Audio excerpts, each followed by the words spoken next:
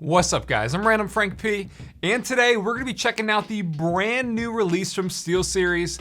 We have the Aerox 3 Wireless, a 66 gram wireless gaming mouse that people have probably been waiting for a little over a year now, but we got it in today. Got a little sneak peek at it. This isn't available until November 10th, so we got an early hands-on here. We'll take a full look at it, talk about my experience, the pros and cons, all that good stuff in case you're interested in picking up the Aerox 3 Wireless. So real quick, I do want to point out that last month they released their Rival 3 wireless mouse, and I'm sure a lot of people loved that, but there's still a big group of people, the majority were wanting a lightweight mouse. So I'm happy to see that they actually have this here right in time for the holidays.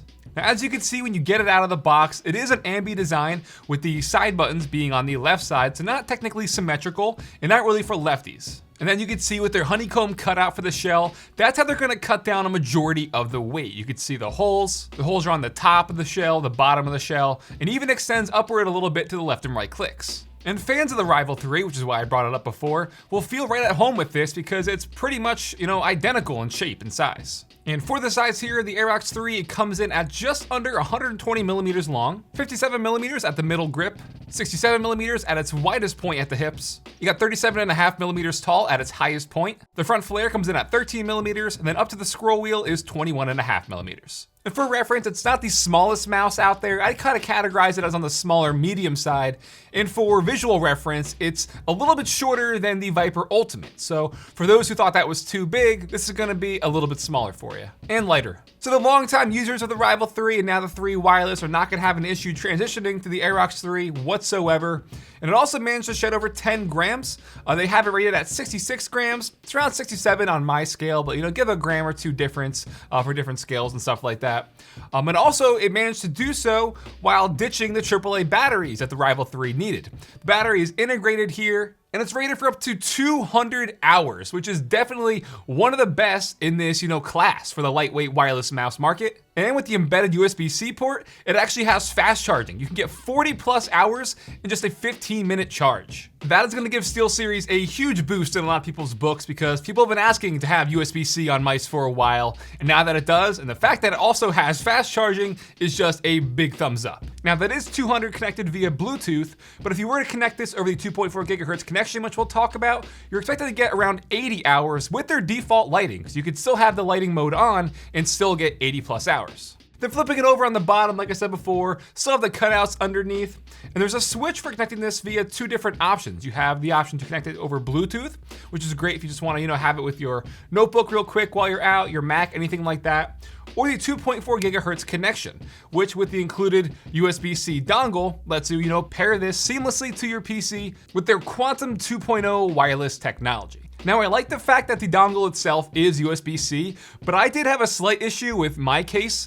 I know my Fantex Evolve X just has that little lip in the front where most of the I/O is covered, so I couldn't connect it in the front I/O, had to put it in the back. That's probably not gonna be a big deal for most people unless you have this case, so just make sure your motherboard also has USB-C so you can just plug it in back there. Also included inside the box, they do include a USB-C cable for charging, obviously, and the cable itself is actually very nice and flexible. They call it the super mesh. It's nice and lightweight, and it is, I would say, paracord equivalent. There's no drag, no resistance or anything, so I was definitely, happy to see that as well. Also underneath, they're using the same sensor from the Rival 3 Wireless. It's the TrueMove Air optical sensor. It goes up to 18,000 CPI, which means you can move your mouse in 18,000 increments just in 1 inch on your monitor. I usually play around 500 DPI, so I won't be touching that anytime soon. And then also underneath, we have their PTFE glide skates.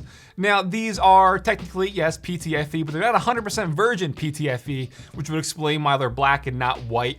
They're not as smooth as most Hyperglide equivalent skates out there, but just testing them on my different mouse pads, they were a lot smoother than I expected, which is good.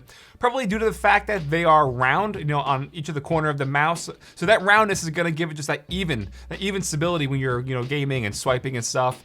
So it's a lot smoother than I expected, but again, would have loved some 100% virgin PTFE here. And for all the lovers of RGB out there, yes, it returns here. You have 3 zones of their Prism RGB lighting. You get a strip around the backside of the mouse, and the entire underneath of the mouse shines through as well. You can see there's 5 different LEDs, all configurable. You can change it up in the software.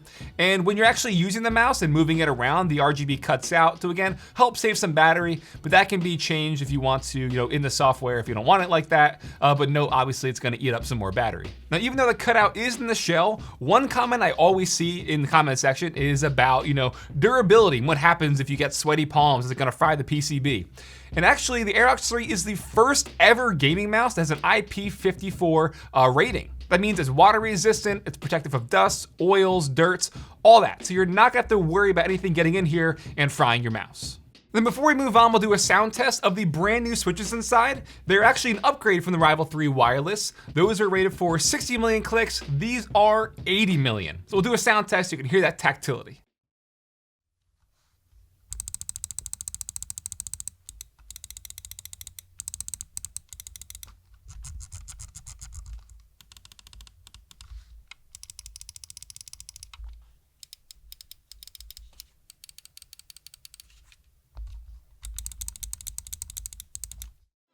So as you heard, nice and tactile clicks, very satisfying.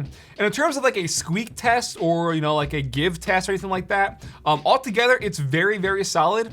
I did find, however, if you just squeeze the top and bottom like this, it doesn't squeak or give or anything, but it does actuate the DPI button. But no one's gonna be doing this, So since I got this in last week, I've just been trying to game non-stop with it. Since I've used the Viper Ultimate since release, having this ambi shape wasn't too tough of a transition. And I really like the grip at the middle of the mouse. It cuts in more dramatically than I'm used to, but for me, that felt fine. Now for my grip when I'm gaming, I play like a claw kind of fingertip hybrid. I guess it depends on the situation. A lot of sniping in Battlefield, so I'm not doing like, crazy movements and stuff. But the fact that it felt so, just quick and accurate to me was obviously gonna be very important. Although I will say with my grip, I wish those cutouts weren't there in the left and right clicks.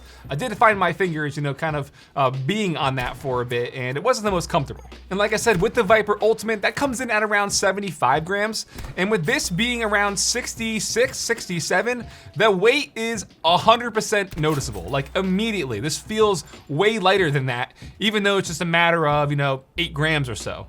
But at the end of the day, that's a lot. I played the entire time utilizing the Quantum 2.0 wireless, which is with the included dongle, so I did not game over Bluetooth with this. But again, no issues, no lagging, it felt just great, 1-to-1.